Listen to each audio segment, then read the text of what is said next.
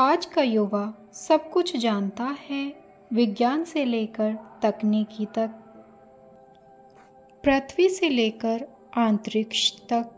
लेकिन सबसे बड़ा प्रश्न यह है, क्या वह स्वयं को जानता है?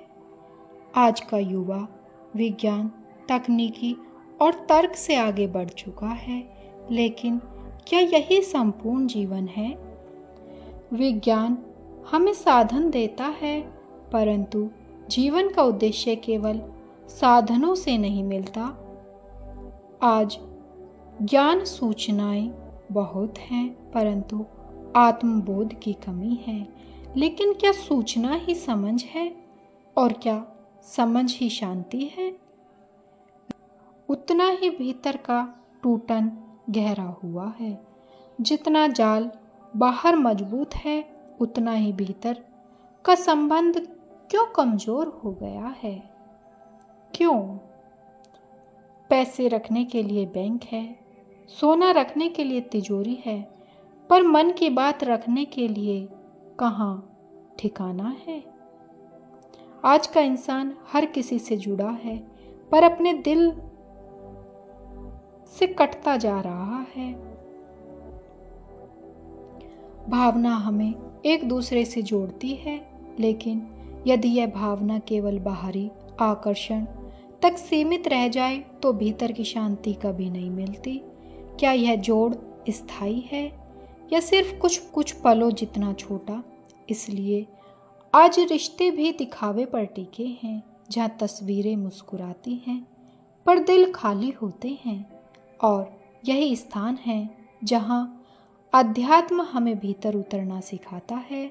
विज्ञान बाहर की दुनिया को उजाला देता है, भावना हृदय को जोड़ती है, और अध्यात्म हमें आत्मा के प्रकाश से मिलाता है।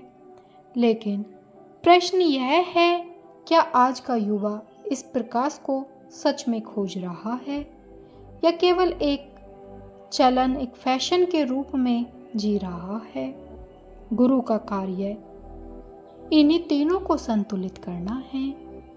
गुरु केवल ग्रंथों का ज्ञान नहीं देते, वे शिष्य के जीवन में इस प्रकार रूपांतरित करते हैं कि विज्ञान की दृष्टि भी शुद्ध हो जाए, भावना भी करुणा में बदल जाए, और अध्यात्म भी एक जीवन में उतर आए।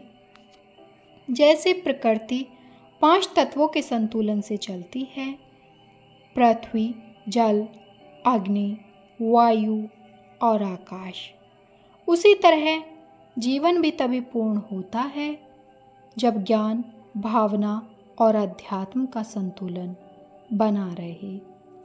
जरा सोचिए, अगर केवल एक तत्व भी असंतुलित हो जाए तो जीवन कैसा हो जाएगा? वैसा ही हाल हमारे भीतर का है।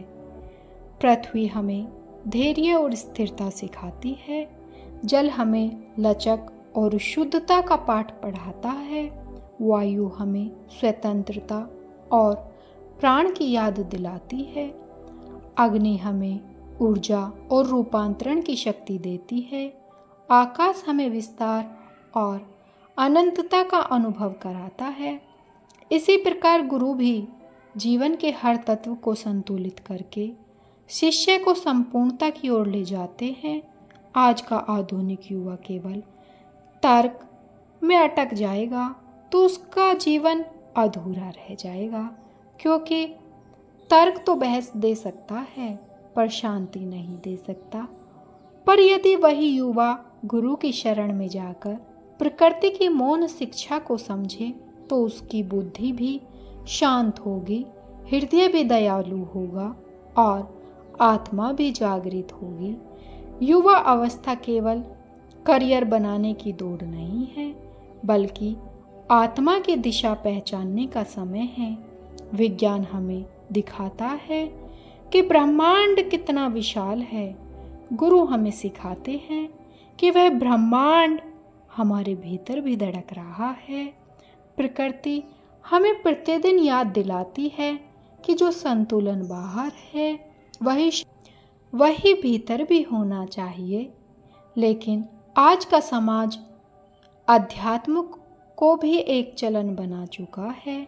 लोग सामाजिक माध्यमों पर बातें तो शांति की करते हैं, पर भीतर मन में तूफान चल रहा होता है।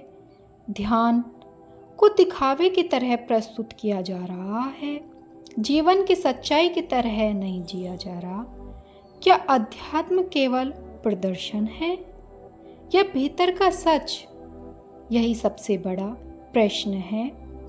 सच्चा अध्यात्म मंच पर भाषण नहीं, बल्कि भीतर की चुप्पी में है। अध्यात्म वह नहीं जो दिखे, अध्यात्म वह है जो बिना दिखे बदल दे। गुरु के मौन की एक दृष्टि उतना बदल देती है जितना ऋतु परिवर्तन पृथ्वी को बदल देते हैं। वृक्ष जैसे बिना बोले छाया देते हैं, सूर्यदेव जैसे बिना मांगे प्रकाश देते हैं, वैसे ही गुरु शिष्य के जीवन को गहराई से रूपांतरित कर देते हैं। यही है वह शिक्षा जिसकी आज सबसे अधिक आवश्यकता है। की समझ, भावना की करुणा, अध्यात्म की गहराई और गुरु व प्रकृति का संतुलित प्रकाश। यदि हर युवा दिन का एक अंश भी गुरु और प्रकृति के साथ मौन में बिताए तो समाज का चेहरा बदल जाएगा। जरा सोचिए, एक व्यक्ति बदलता है तो एक घर बदलता है, एक पीढ़ी बदलती है तो एक समाज बदलता है, और जब समाज बदलता है तो पूरा युग बदलता है। आज का समय युवाओं को यही पुकार रहा है, विज्ञान का उपयोग करो, भावनाओं को करुणा में बदलो और अध्यात्म को जीवन में उतारो। यही सच्चा आधुनिक होना है। गुरु हमें यही सिखाते हैं कि यही संपूर्ण जीवन है।